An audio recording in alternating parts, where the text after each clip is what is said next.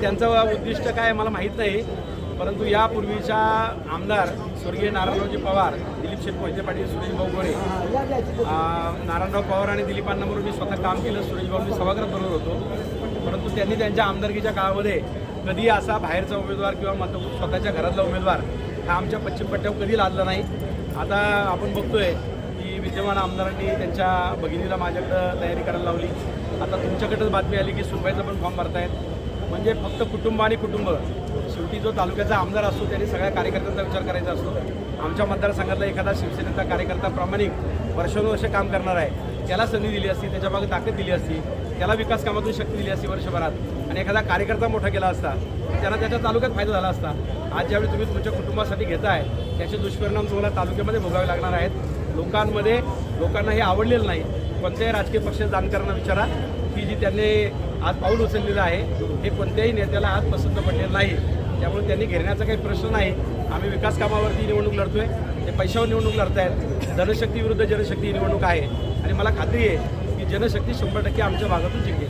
कारण नसताना मतदारसंघ थोड्याफार प्रमाणात संवेदनशील केला जातो.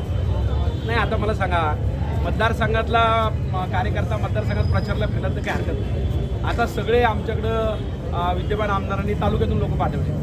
दुर्दैवानं परवा काही पोलीस पाटील देखील प्रचारला आले. मी त्याचे CCTV फुटेज देखील ठेवलेले आहे. मी प्रांतांनाही बोललो की बाहेरचे लोक इथे येत आहेत, प्रचार करत आहेत, बाहेरच्या बिन नंबर प्लेटच्या गाड्या येऊन रात्रीच्या आमच्याकडे फिरत आहेत, धनदांडगे लोक या ठिकाणी येत आहेत. पण त्याचा परिणाम उलटा होणार आहे. बाहेरचे लोक जेवढे आमच्याकडे येतील तेवढे आमचे लोक जागरूक होणार आहेत. त्यामुळे आमचा मतदारसंघ कधीही संवेदनशील नव्हता. आत्तापर्यंत शांततेत निवडणुका झाल्या. एक तर निवडणूक आमच्याकडे बिनविरोध झाली 2012 सालची. इतका चांगला आमचा भामाखोरे आहे. सगळ्या राजकीय पक्षांच्या कार्यकर्त्यांचे आमचे संबंध सलोख्याचे आहेत, पण यांनी बाहेरून माणसं पाठवून मतदारसंघ त्या ठिकाणी आज संवेदनशील केलेला आहे आणि मतदारसंघाचं एक वातावरण खराब करायचं काम ते करतायत. खूप त्यांचं कुटुंब, त्यांचे कार्यकर्ते आज घरोघरी फिरत आहेत, काही लोकांना प्रेशर करतायत आणि हे सगळं त्यांनी सुरू केलेलं आहे. परंतु ही प्रथा खेड तालुक्यात कधी नव्हती. त्यांनी कृपा करून खेड तालुक्याचं आणि आमच्या मतदारसंघाचं नाव खराब करू नये ही त्यांना विनंती आहे. काही अपवाद तुम्ही आमदारांसोबत असता, जो आमदार होईल तो तुमच्या विरोधात जाते, नेमकं तुमचं त्याच्यावरती मत काय? आता हे दुर्दैवानं आहे. नाही, पहिल्या निवडणुकीला दिलीपांना मोहिते पाटील त्यावेळी आमदार नव्हते, ते माझ्याबरोबर होते. एका निवडणुकीला ते माझ्याबरोबर होते, एका निवडणुकीला मी भाजपकडनं लढल्यामुळे ते माझ्याबरोबर नव्हते. आणि ज्यावेळी सुरेखा ठाकरेंना विरोध केलं, दिलीपांनाने आम्ही वाटून घेतलं होतं. एक 15 जागा पाईटला दिली आणि मी बरायला अशा जागा आम्ही बिनविरोध केल्या होत्या. आताचे आमदार विरोधी पक्षातच आहे, त्यामुळे काही विषय नाही.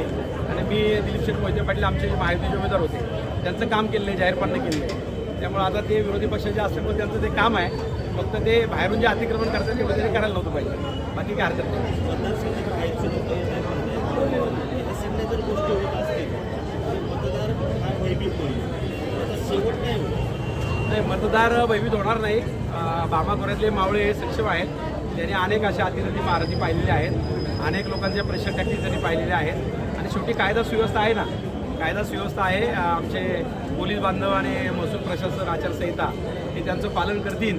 जरी कधी पदावरच्या माणसांनी प्रेशर करायचा प्रयत्न केला तरी मला वाटतं की प्रशासन त्याला त्या ठिकाणी जुमानणार नाही. आणि भामाखोऱ्यातले मावळे हे अशा प्रकारचं अतिक्रमण, दादागिरी आणि दंडाणकेपणा, पैसा याला 100% जुगारतात. तुम्ही पदाधिकारी राहिला, त्याच्या अगोदर काही काळ पत्रकारिता सुरू केलेली आहे. सध्याचा जर निवडणुकीचा काळ पाहिला तर केवळ पैसा आणि थोडंसं दादागिरी या दोन्हींचा वापर होतोय. लोकशाही जिवंत राहील का, तुम्हाला काय वाटतं? हे खरं अतिशय दुर्दैवाचं आहे. स्वर्गीय यशवंतराव चव्हाण साहेबांनी या ज्या संस्था निर्माण केल्या याची उद्देशिका जर तुम्ही वाचली तर सत्तेचं विकेंद्रीकरण आणि स्थानिक नेतृत्वाला संधी, म्हणजे प्रत्येक झेडपी गटात नेता तयार व्हावा, पंचायत समितीला व्हावा, गावात तयार व्हावा, ही मूळ उद्देशिका आहे या संस्थांची. आता जर बाहेरून लोक येऊन तिथं अतिक्रमण करायला लागले तर त्या ठिकाणी हा उद्देश सफल होत नाही. दुर्दैवाने या निवडणुकीमध्ये कार्यकर्त्यांची संख्या कमी होत चालली आहे आणि त्या ठिकाणी कॉन्ट्रॅक्टर आले, गुन्हेगार आले, पैशावाले आले आणि त्यामुळं कार्यकर्त्यांची संख्या कमी होत चालली. माझ्यासारख्या कार्यकर्त्याला भीती वाटते की भविष्यात कार्यकर्ता शिल्लक राहील की नाही या निवडणुकीमध्ये, कारण या कार्यकर्ता निर्माण करणाऱ्या कार्यशाळा आहे आणि याच्यातूनच अनेक नेते महाराष्ट्र देशाला मिळालेत.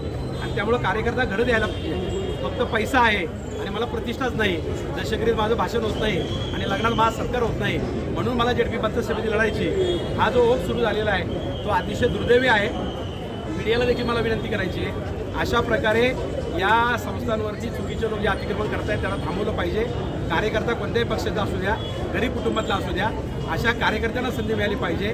माझ्याबरोबर लढणारे जयसिंगराव असतील किंवा दत्ता मांडेकर असेल, आम्ही कार्यकर्ते आहोत. ग्रामपंचायत सरपंच आणि भागात गेली 10-15 वर्ष काम करतोय. त्यामुळे कार्यकर्त्याच्या पाठीमागे लोकांनी उभं राहावं ही माझी जनतेला विनंती आहे.